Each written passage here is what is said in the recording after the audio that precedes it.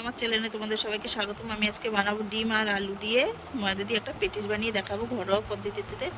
দেখো আমি ময়দা নিয়ে নিয়েছি 250 গ্রাম। তারপরে আমি ময়দার মধ্যে দিয়ে দেবো জোয়ানটাকে আমি একটু হাত দিয়ে ডলে নিয়েছি, খুব সুন্দর লাগে খেতে।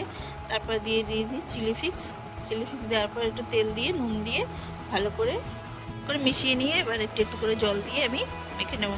মাখা আমার হয়ে গেছে, এবার আমি ঢেকে দেবো 10 মিনিটের জন্য। ঢেকে এবার আমি 3টে আলু আর 2টো ডিম নিয়ে নিয়েছি সেদ্ধ করে, এটাকে আমি ব্লেন্ডেড করে ঘষে নেব।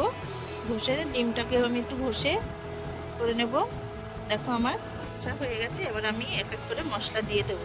প্রথমে দিয়ে দেবো পেঁয়াজ কুচি, তারপরে দিয়ে দেবো আদা কুচি দেওয়ার পর ধনেপাতা দিয়ে দেবো, তারপরে দিয়ে দেবো ফ্লেক্স, তারপর দিয়ে দেবো চাট মশলা, তারপরে দেবো বিট নুন দিয়ে তারপরে দিয়ে দেবো আমি কসুরি মেথি দেওয়ার পরে এবার আমি ভালো করে মিশিয়ে নেব।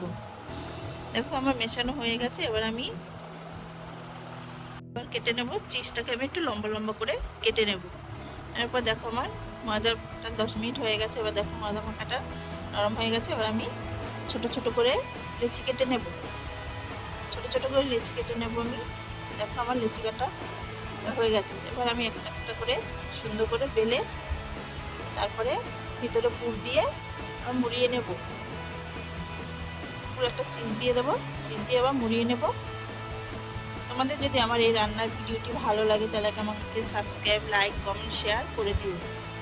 রুটিটা সাইডে একটু জল দিয়ে নেবে, জল দিয়ে নিলে তাহলে আর রুটিটা খুলে যাবে না।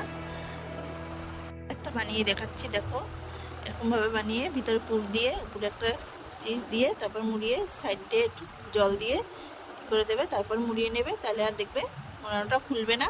এবার আমার দেখো সবকটা বানানো হয়ে গেছে। এবার আমি একটা কড়াইতে তেল দিয়ে উনানে বসিয়ে দিলাম। আমি গরম হয়ে গেছে তেলটা। এবার আমি একটা একটা করে ছেড়ে দেব। দেখো এবার উল্টে পাল্টে ভালো করে আমি একটু ভেজে নেব, সুন্দর একটু লাল লাল করে একটু ভাজবো। দেখো আমার ভাজা হয়ে গেছে। এবার আমি তুলে দেব। এবার তুলে নেব, একটা করে তুলে নেব। তুলে নিয়ে দেখো তুলে নিয়েছি। এবারে এটাকে আমি মিউনিস আর সস দিয়ে খেতে খুব ভালো লাগে। আমি একটা ভেঙে তোমাদের দেখিয়ে দিচ্ছি। দেখো কত সুন্দর ভিতরটা হয়েছে। দেখা হবে পরের ভিডিওতে।